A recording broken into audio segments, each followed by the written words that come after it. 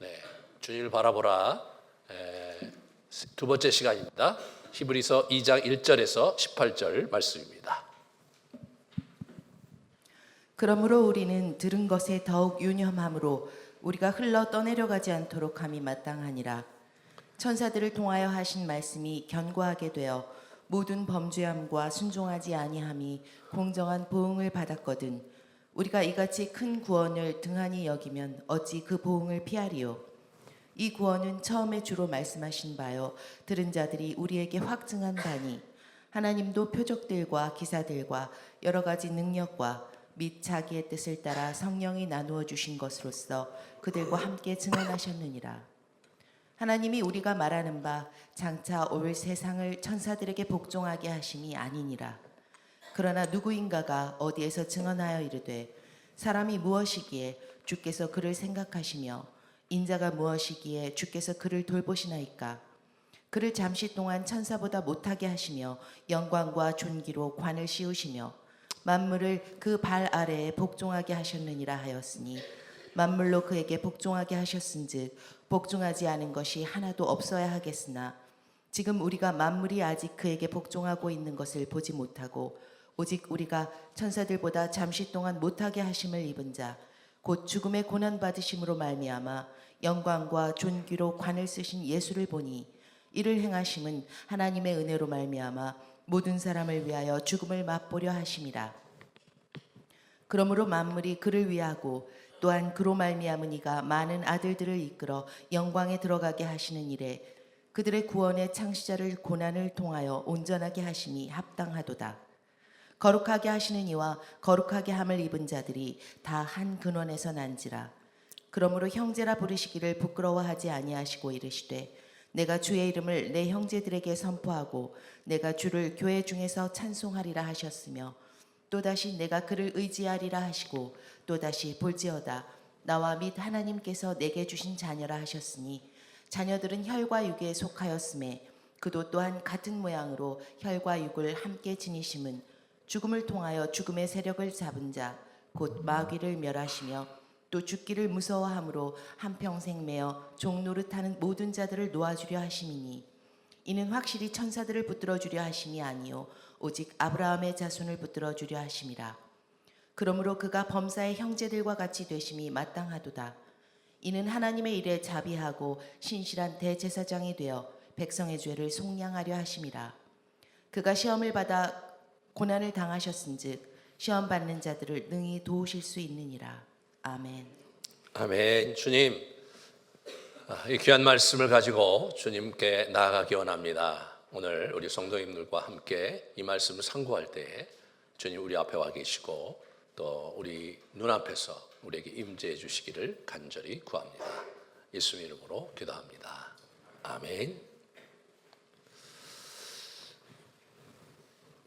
유대교의 배경이 짙은 그런 로마의 그 한 가정교회, 소박한 가정교회에 많은 사람들이 이제 이렇게 교회를 떠나가고 또 배도하며 일부는 이렇게 그 우리 유대교로 이렇게 다시 돌아가는 일들이 있었을 때 이 서신서를 썼다고 말씀을 드렸습니다. 그런 상황 속에서 우리 히브리서 저자는 이분들을 독려하면서 예수 그리스도에게 집중하고 하게 하고 자신들의 길을 온전히 끝까지 이어갈 수 있도록 하려고 이 서신을 쓰고 있는데 이분이 이제 첫 번째 하는 얘기가 뭐냐면 우리가 들은 것에 유념하고 1절에 그 다음에 또 흘려 떠내려가지 않도록 힘써야 된다 이런 말씀을 하고 있습니다. 우리가 들은 것 이분들이 이제 사도로부터 들었거든요. 사도로부터 들은 그 구원의 말씀 그것을 우리가 잘 유념해서 그리고 흘려 떠내려가지 않도록 힘쓰라 이렇게 얘기를 하고 있는데 실제로 흘려 떠내려가고 있었어요. 배가 정박집으로부터 떠내려가는 그런 데 쓰는 단어인 파라레오라는 동사를 쓰고 있어서 이 그림을 우리가 그릴 수가 있는 거죠. 이 그림을 그러면서 이 천사를 통해 하신 말씀에 대한 얘기가 나와요. 이 천사를 통해서 하신 말씀이 뭐냐면 이때는 천사들로부터 율법을 받았다 이렇게 이해하고 있었어요. 사도행전 7장 이렇게 보면 시내산에서 말하던 그 천사와 우리 조상들과 함께 광야 교회에 있었고 너희는 천사가 전한 율법을 바꿔도 이렇게 유대인들이 그렇게 이해하고 있었던 거예요. 실제로 우리 오경에 가면 그렇게 돼 있지는 않지만 그러면서 또 사도 바울 선생도 율법은 무엇이냐? 천사들을 통하여 한 중보자의 손으로 베푸신 것인데 그게 이제 약속하신 자손이 오시기까지 있을 것이다. 이런 얘기를 이제 하고 있습니다. 그래서 지금 천사가 전한 말씀이 따로 있는 게 아니라 천사가 전한 말씀은 모세 오경을 지칭하는 겁니다. 모세 오경의 말씀을 너희가 듣고 이제 여기까지 왔는데, 근데 실제로 모세 오경의 말씀도 보면은 2절에 보시면 견고하게 되어서 모든 범죄함과 순종하지 아니함이 공정한 보응을 받았다. 이렇게 그러면서 그것 자체도 굉장히 능력이 있었다. 실제로 구약에 보면 광야에서 그 말씀을 어긴 사람들이 징계를 받았고 또 이스라엘 역사 전체를 봐서 그 언약의 말씀을 어긴 사람들의 하나님의 보응이 있었던 것을 이렇게 우리가 잘 알고 있지 않아요? 그러면서 하물며 우리가 이같이 큰 구원을 등한히 여기면 이같이 큰 구원 예수 그리스도로부터 온 구원입니다. 어찌 그 보응을 피하리요? 이 구원은 처음에 주로 말씀하신 바요 들은 자들이 우리에게 확증한 바라. 바로 주 예수님으로부터 말씀하신 바 이 큰 구원을 우리가 등한시 여긴다면 심각한 보응을 받게 될 것이 아니냐, 그런 얘기를 하고 있는 거죠. 자, 4절에 하나님도 표적들과 기사들과 여러 가지 능력과 자기 뜻을 따라 성령이 나눠준 것으로서 그것들과 함께 증언했다. 구약이 사실 그렇게 하셨거든요. 그래서 이제 예수 그리스도로부터 들은 말씀이 복음에 견고히 서야 될 것을 이제 얘기를 하고 있고, 만약 이것으로부터 흐트러진다면 우리가 떠내려가게 된다, 이제 그런 얘기를 하고 있어요. 그런데 지금 제가 2장 1절서부터 4절을 읽어드렸는데 2장 1절서 4절 앞부분에 1장 5절서부터 마지막 18절까지 이거 14절까지네요. 14절까지의 말씀은 또 천사에 관련된 거고 오늘 5절서부터 18절까지 말씀도 천사에 관련된 거예요. 앞에 부분은 하나님 예수 그리스도의 신성과 그 권능에 대해서 얘기하고 있고요.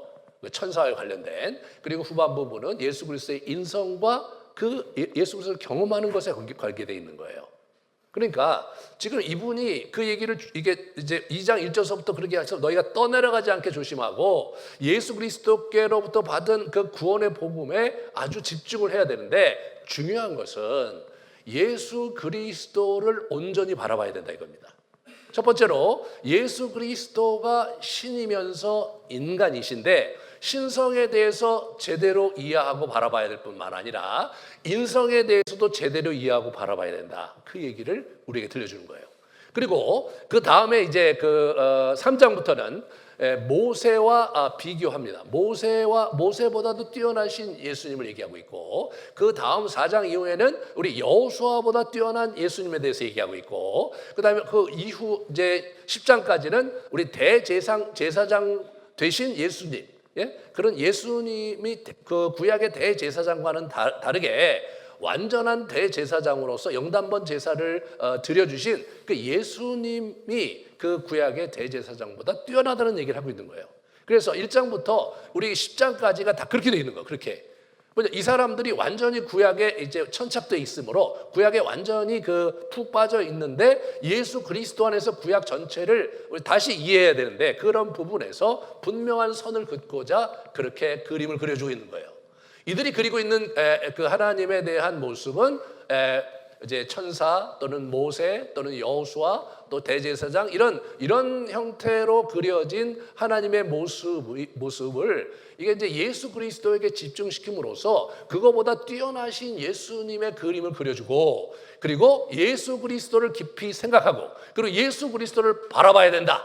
그래야 너희가 이게 휩쓸려 떠내려가지 않을 것이다. 그 얘기를 하고 있는 거예요.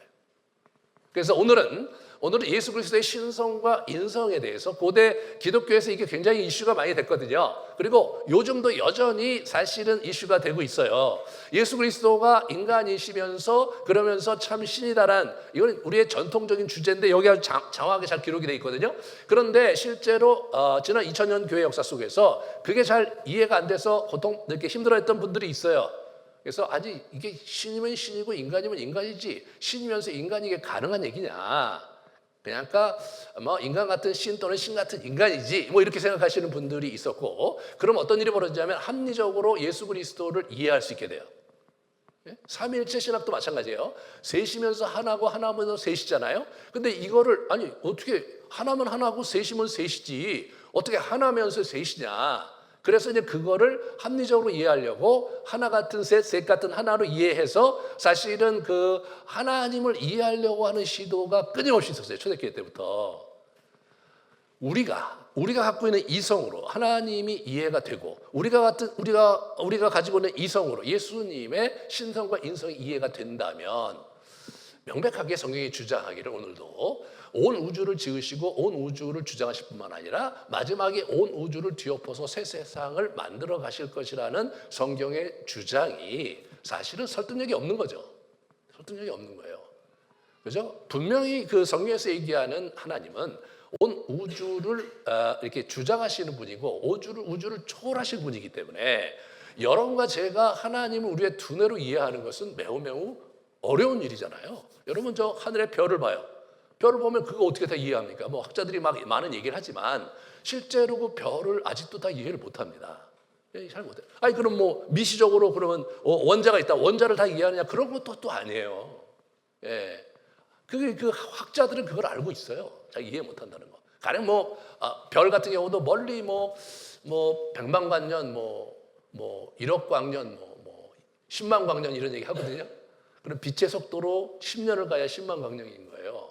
그러면 내가 보는 그 빛이 지금 거기 있는지 없는지 확인할 길이 없잖아요. 10만 년 전에 지금 거기 출발해갖고 나한테 10만 년 후에 내가 왔는데 지금 그 빛이 거기 있는 거야? 아닌 거야?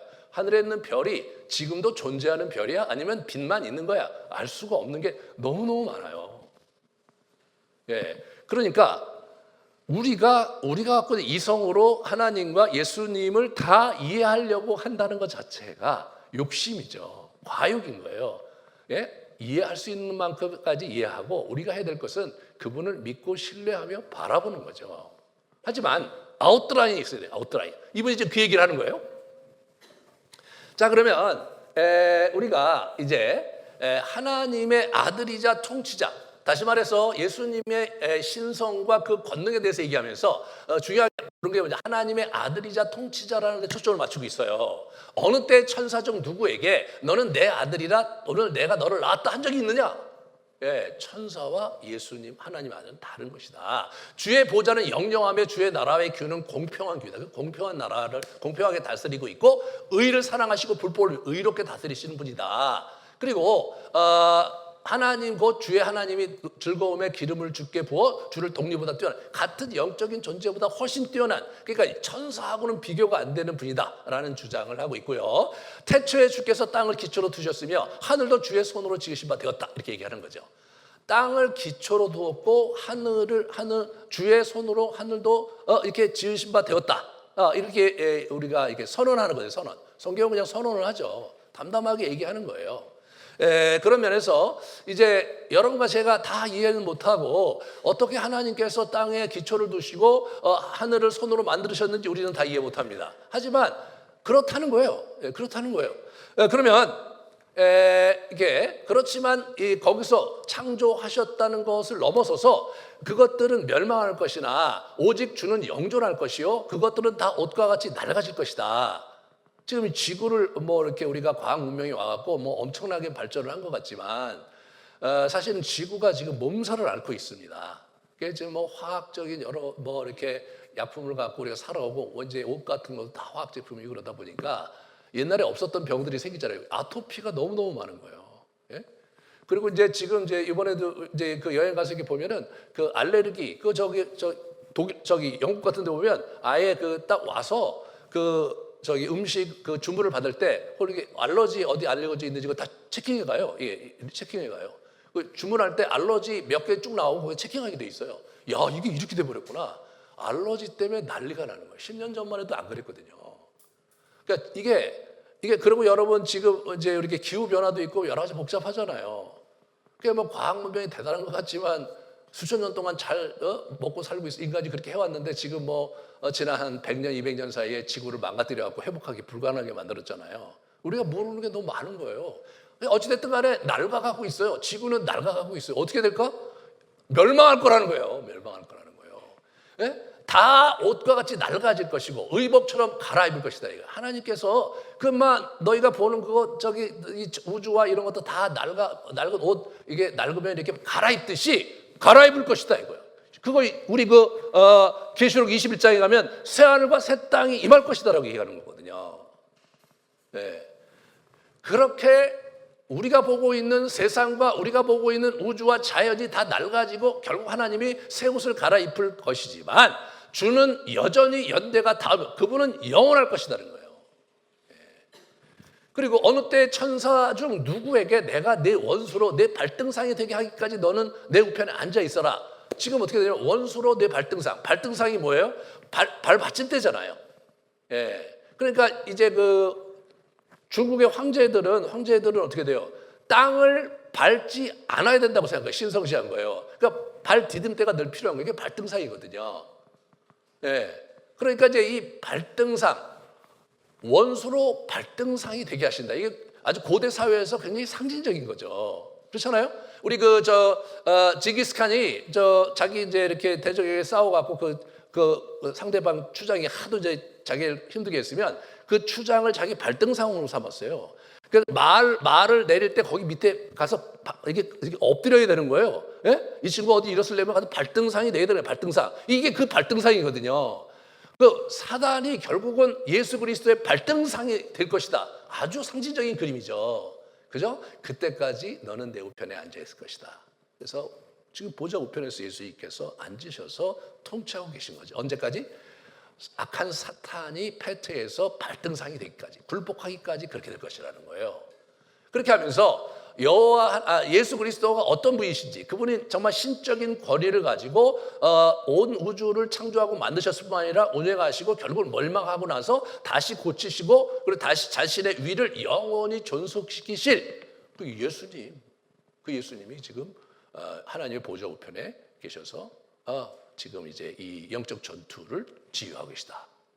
그 그림이 일장의 그림인 거예요. 그 그림 속에서 천사는 중요한 존재가 아닌 거예요. 천사는 모든 천사들은 그에게 경배할지어다. 예? 그는 그의 천사들을 바람으로 그의 사역자들을 불꽃으로 삼으시느니라. 다시 말해서 천사는 예수님을 경배하는 자이고 그래서 예수님은 천사들을 부려서 사역자를 부려서 자신의 일을 하고 있는 것이다. 그런 얘기를 함으로써 예수님과 천사가 근본적으로 다른 궤에 있음을, 다른 위치에 있음을 얘기하는 거예요. 천사를 무시하거나 천사를 배척하는 게 아니라 천사는 천사의 역할과 위상이 있는 것이지 예수님과 동등하게 취할 바는 아닌 그런 존재라는 것을 아주 강력하게 이제 이렇게 피력함으로써 천사 중심에 초점이 맞춰져 있는 신앙생활을 이렇게 쑥 바로잡고 있는 것을 우리가 이렇게 보게 됩니다. 그 다음에 이제 오늘 우리가 읽었던 본문이죠. 5절부터 인간으로서의 본성과 경험을 가지신 예수님, 이거 예수님. 그러니까 우리 그리스도가 없는 신앙은 공허한 거예요. 무가치한 거예요. 어떤 도가 있고 무슨 얘기 잘 해봐야 그리스도가 있어야 돼요. 그리스도가 있어야 되는데 어떤 그리스도가 있어야 되냐면 살아 역사하시는 그리스도가 있어야 돼요. 여러분 우리가 신앙생활을 하면서 예수 그리스도의 임재와 그분이 내 안에 계시고 나와 함께 하시고 나와 대화하시는 분으로서의 예수님이 우리의 예수님이 되어야 되는 거예요. 근데 그냥 교회에 나와서 예배 드릴 때 예수님이고 집에 가서 자기 살 때는 그냥 자기 생각대로 살고 성경에 읽을 때 이게 예수님 이런 분이시구나라고 무슨 옛날에 굉장히 위대한 어떤 성인 얘기 하듯이 예수님을 바라보는 거, 이거는 기독교 신앙과 거리가 있는 거예요. 이분은 지금도 살아 역사하시는 분이거든요. 그러므로 여러분과 제가 신앙생활 한다는 것은 그 살아 역사하시는 영으로서 존재하시는 예수님과 직접 클릭이 돼서 그분과 함께 교감하고 살아야 된다는 것을 의미하는 거거든요.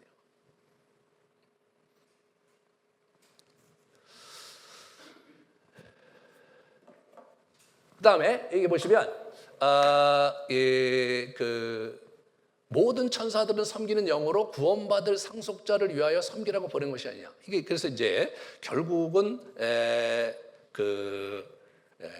뭡니까? 이 섬기는 영으로서 상속자를 위해 우리를 위해서 섬기는 자로 오신 것이 그것이 그 천사들의 역할이다. 그 얘기를 이제 이렇게 드리는 거죠. 자, 그러면 이제 그 세 번째, 인간의 본성으로서의 경험을 가지신 예수님에 대해서 오늘 본문을 같이 좀 보는데, 여기서 이제 이분이 시도하는 건 뭐냐면 아주 허술하기 짝이 없는 예수에 대한 이해를 척결하려고 그러는 거예요. 예? 뭐 예수님 다 사랑하고 예수님 좋죠. 예수님 또 우리 위해 돌아가셨다니까 감사하고, 예. 예? 그런 식으로 설렁설렁 예수님을 이렇게 믿고 이렇게 있는 것을 좀 바로잡아야 된다 이거예요. 예? 왜 그러냐면 예수 그리스도에 대한 분명한 그림, 그리고 예수 그리스도에 대한 분명한 이해를 가지고 그분과 교제해야 되는 거예요. 그죠? 근데 그게 제대로 되지 않으면 어떻게 예수님과의 관계가 더 깊게 진전될 수가 없는 거예요. 여러분, 우리가 인간관계에서도 보면 그 사람에 대해서 우리가 이제 피상적인 것으로 이해하고 그 사람의 뭐 역할, 또 그 사람의 나이, 그 사람의 또 하고 있는 일, 또 살고 있는 곳, 또 뭐 이런 것들을 우리가 알고, 또 우리가 이제 좀 해갖고 성격도 좀 알고, 그러면 우리가 그 사람을 다 아는 겁니까? 그런 건 아니거든요. 그 사람과 교제하고 함께 뒹굴고 여행도 같이 해보면서 이분이 이런 가치를 갖고 이런 열정을 갖고 사는 분이구나를 알고, 근데 그런 분과 이제 교감하고 교제를 해야 그 사람하고 깊게 이제 이렇게 관계가 형성이 되는 거지.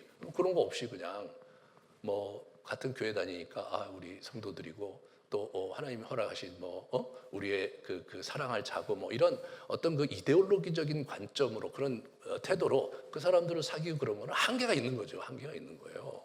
어느 수위에서도 진전이 안 되는 거잖아요. 이게 예수님과도 마찬가지인 거예요. 그러므로 이분은 지금 예수님의 이제 신성에 대한 얘기를 한 다음에 인성에 대해서 이제 얘기를 하는 데 있어서 이 허술하기 짝이 없는 그러한 예수에 대한 생각을 바로 잡으려고 하는 거죠. 그래서 이제 천사보다 잠시 동안 못하게 하심을 입은 이에 대한 표현이 7절과 9절에 나오거든요. 거기 그 7절, 9절 거기가 뭐냐면 이 시편 8장 4절서부터 6절을 얘기하면서 그걸 풀어주고 있어요. 그를 하나님보다 조금 못하게 하시고 영화와 존귀로 관을 씌우셨다. 이렇게 얘기를 이제 하는데 이것이 바로 예수님에 대한 얘기를 하는 거예요. 주의 손으로 만드신 것을 다스리게 하시고 만물을 그 발 아래 두셨다. 이 이야기가, 이 노래가 예수님을 노래한 것으로 이렇게 해석을 해주면서 이렇게 얘기를 하고 있습니다. 16절에 보시면 이는 확실히 천사를 붙들어 주려 하심이 아니요 오직 아브라함의 자손을 붙들어 주려 하심이라 라고 얘기하면서 예수님의 초점이 천사에 있지 않고 예수님의 초점은 아브라함의 후손에게 있다, 아브라함의 자손에 있다라고 분명히 선을 이제 그어주고 있는 것을 우리가 이렇게 보게 됩니다. 그런데 여기서 이제 예수님에 대해서 우리가 이제 이렇게 주목을 할 때 이게 좀 긴장이 있어요. 뭐냐면 보여지는 것과 보여지지 않는 두 가지 포인트가 있거든요. 우리가 뭐냐면 만물을 그 발 아래 복종하게 하셨느니라라고 말씀을 하셨지만, 그러나 실제로 지금 우리가 만물이 아직 그에게 복종하고 있는 것을 보지 못하고 있는 거죠. 그게 이제 우리의 어려움이에요. 그럼 우리가 보는 건 뭐냐 이게? 우리 보는 거는 오직 우리가 천사들보다 잠시 동안 못하게 하심을 입은 자 곧 죽음의 고난 받으심으로 말미암아 영광과 존귀로 관을 쓰신 예수를 보니 이렇게 나오는 거죠. 우리가 보고 있는 것은 고난 받으신 예수를 보고 있는 것뿐인 거예요. 그러니까 긴장이 있는 거죠. 우리는 고난 받고 우리의 영혼을 구원하시기 위해서 처절하게 죽으시고 부활하신 그 예수님을 보고 있는 거죠. 그걸 보고 있는 거예요.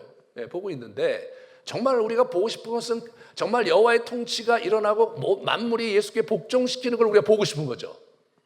근데 그거는 마지막 날 그렇게 될 것이라고 성경은 가르치고 있습니다. 여기서 저와 여러분이 주목해야 될 것은 뭐냐면 이분이 지금 예수를 보니라고 표현하는 거예요. 지금 자기는 예수를 보고 있어요.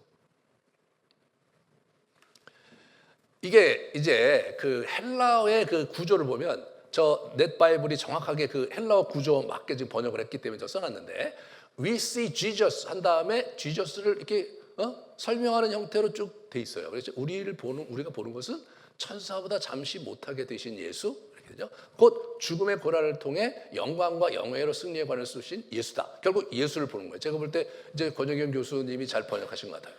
왜 이게 이렇게 번역이 제가 말씀을 드리냐면 지금 이 히브리서 전체가 예수 그리스도를 바라보는 데 초점이 있는 책이거든요.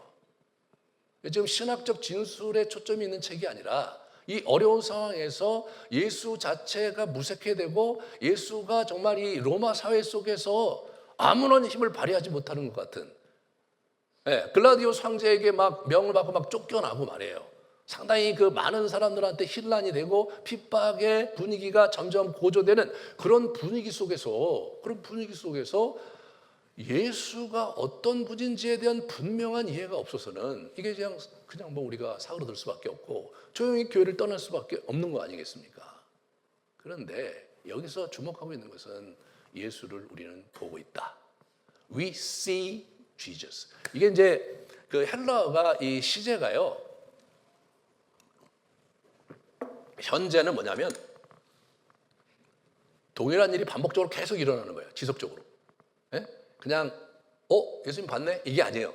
그러면 이제 과거 부정과거라는 시제를 써요. 한번 딱 보고 마는 거는. 근데 이게 이제 현재라는 거에 계속 보고. 이 사람들은 지금 적어도 예수 그리스도를 계속 보고 있다고 얘기하는 거예요. 여러분 예수 그리스도를 계속 보고 사십니까? 여러분 예수 그리스도를 계속 보냐고요? 이 질문에 진지하게 반응하셔야 돼요. 우리는 살아계신 예수님을 섬기는 거예요. 우리는 우리와 함께 하시고 우리가 대화하기 원하시고 우리가 교제하기 원하시는 예수님을 우리가 섬기고 있는 거예요. 그런데 우리가 그런 형태의 신앙을 가지고 예수를 바라보며 살고 있지 않다면 우리의 신앙생활은 아주 저급한 수준을 살고 있는 거예요. 저급한 수준을.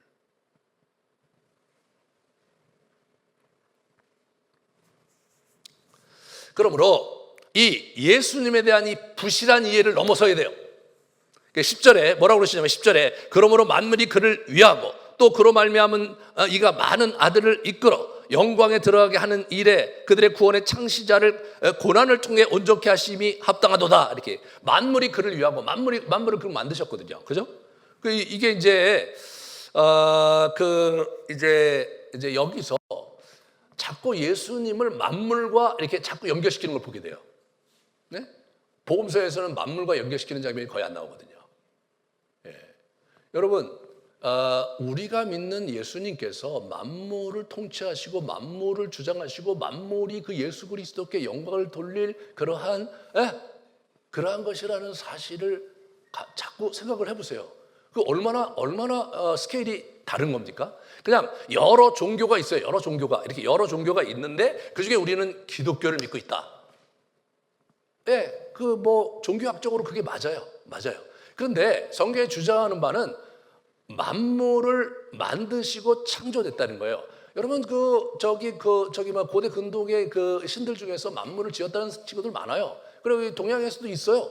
근데 만물을 지었을 뿐만 아니라 만물을 지금 주장하시고 만물을 지금 운행하고 계시다는 거예요. 뿐만 아니라 만물의 마지막을 결정하시겠다. 이런 주장은 기독교가 유일한 거예요.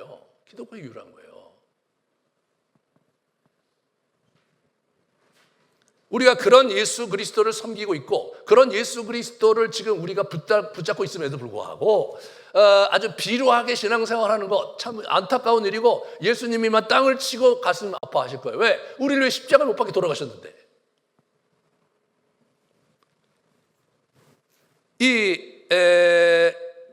우리 11절을 보시면 11절 거룩하게 하시는 이와 거룩하게 함을 입은 자가 다 한 근원에서 난지라. 그러므로 어떻게 됩니까? 형제라 부르시기를 부끄러워하지 아니하고. 정말 감동적인 장면이에요. 이분이 만물을 지으시고 만물을 운행하시는 분이신데 여러분과 저를 형제로 부르기 위해서 우리가 실제로 이 땅에 오셨다는 거예요. 그래서 거룩하게 하시니와 거룩함을 받은 이가 한 근원, 하나님으로부터 났으니 우리 형제 아니냐? 이런 얘기하는 거예요. 1장에서 예수 그리스도의 지위를 우리 같이 봤어요. 그죠? 천상을 움직이시고 온 땅을 지으시고 운행하시며 마지막에 이 땅이 멸망해도 그의 위는 경고히 설 것이고 옷을 갈아입듯이 우주를 갈아입으실 것이라는 그 예수님이에요. 그분이 여러분과 저를 형제 삼으려고 이 땅에 육신을 입고 오셨다는 거예요.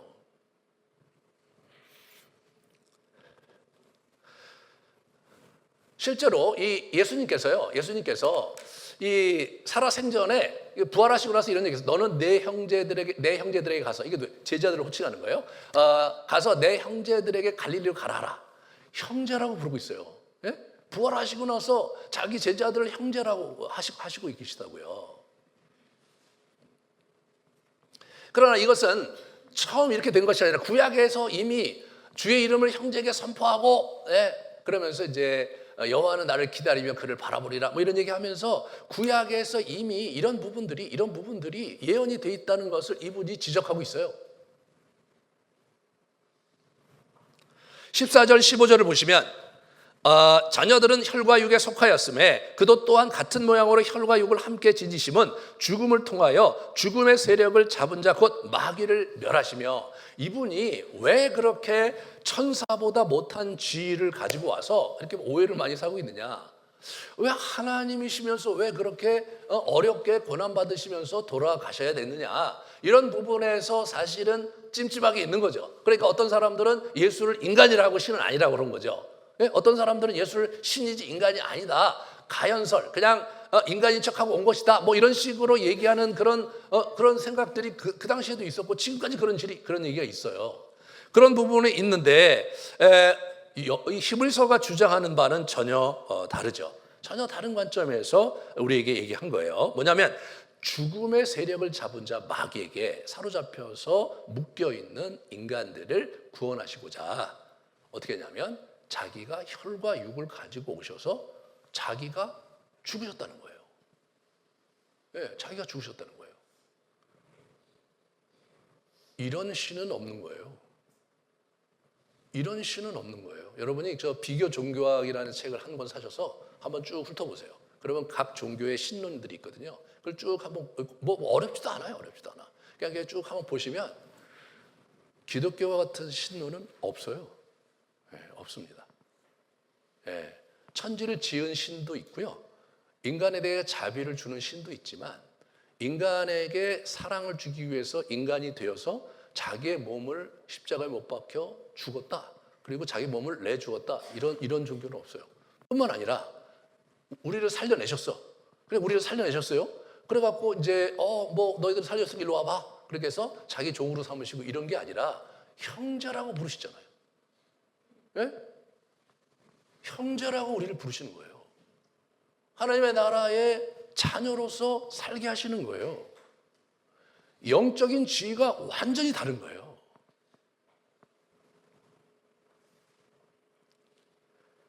이분이 16절에 보세요. 16절. 이는 확실히 천사들을 붙들어 주려 하심이 아니 오직 아브라함의 자손을 붙들려고 이분이 그렇게 처절하게 죽으셨다는 거 아니에요. 17절에 그러므로 그가 범사의 형제들과 같이 되심이 마땅하도다. 이는 하나님의 일에 자비하고 신실한 대제사장이 되어 백성의 죄를 속량하게 하시. 이분이 백성의 죄를 속량하시려고 신실한 대제사장이 되려고 이 땅에 오셨다는 거예요. 그 얘기를 이제 5장부터 할 거예요. 5장부터. 이분이 지금 하고 있는 대제사장직이 구약에 있는 대제사장직보가 얼마나 다른지. 그가 시험을 받아 고난을 당하셨은즉 시험 받는 자들을 능히 도우실 수 있다. 시험 받는 자를 능히 도우실 수 있다. 저는 이게 굉장히 여러분 보세요. 시험 받는 자를 능히 도우실 수 있도록 시험을 받은 거예요. 아니 뭐 그럴 필요까지 있나요? 우리 시험 받는 자를 도우시기 위해서 그렇게까지 할 필요가 있어요? 근데 이분이 그렇게 하신 거예요. 왜? 진짜 공감해 주기 위해서, 진짜 그 마음을 알아주기 위해서, 진짜 내가 혈과 육을 가지고 너에게 형제가 되게 하기 위해서 이 땅에 와주셨다는 거예요. 솔루션이 그것밖에 없었을까? 이런 질문을 하지 않을 수가 없어요. 전지전능하신 분이니까 다른 여러 가지 솔루션이 있었을 거예요. 그죠? 여러 가능한 솔루션이 있을 거 아니에요. 그런데 하나님은 어떻게 생각한 거냐면 인간의 편에서 생각하신 거예요. 인간이 어떻게 해야 가장 공감하고 진정한 위로를 받고 진정한 소망과 사랑을 누릴 수 있을 것인가를 단 하나 그걸 위해서 이분이 그렇게 하신 거예요. 그게 기독교인 거예요.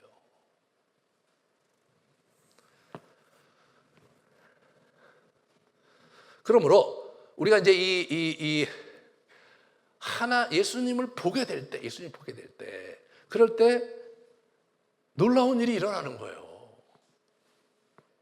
그분은 여전히 잃어버린 영혼을 위해서 일하고 계시고 그들의 마음을 붙잡으려고 하고 계신 것이 분명한 거죠. 우리가 그 예수님을 바라보면서 우리 인생을 살아가야 되겠습니다. 그래서 우리가 첫 번째로 이 주제가 뭐냐면 이 히브리 주제가 시험 받는 우리를 위해 시험 당하신 예수를 생각해. 그럼 오늘 예수님을 생각하고 그리고 백성의 죄를 위해 고난 당하시고 우리를 돕고 계시는 믿음의 주 예수를 바라보는 거죠. 그래서 이번 주 복음서 묵상을 통해 고난 받으신 주를 바라보는 시간을 같이 가졌으면 합니다. 그래서 릴레이 중보기도의 그 묵상을 제가 고난 주간에 있는 예수님의 그 본문을 가지고 일주일 동안 같이 이제 묵상을 하면서 같이 좀 기도했으면 좋겠습니다. 그래서 지난 시간에 제가 이렇게 가르쳐드린 이 기도를 가지고 그대로 해도 좋고 여러분 나름대로 하셔도 이제 좋습니다. 그래서 우리가 이 예수를 바라보는 훈련을 히브리서 강의를 하면서 매주 제가 거기에 이제 새롭게 조명되는 예수님의 모습을 제가 강의한 후에 그것을 일주일 동안 또 계속 릴레이 중보기도에서 묵상하면서 내년을 준비하는 그런 여정을 가기를 원합니다. 아무튼 주님을 바라보는 이 훈련을 함으로써 처음에는 좀 낯설다 할지라도 이제 어느 정도 되면은 주님의 임재가 좀 쉽게 느껴지고 그분과 교제하는 것도 훨씬 더 수월하게 됩니다. 그리고 말씀 묵상할 때 살아계신 그분을 체감하기도 하고 내년에 꼭 여러분이 그것을 누리시기를 주님의 이름으로 축원합니다. 우리 같이 기도하시겠습니다.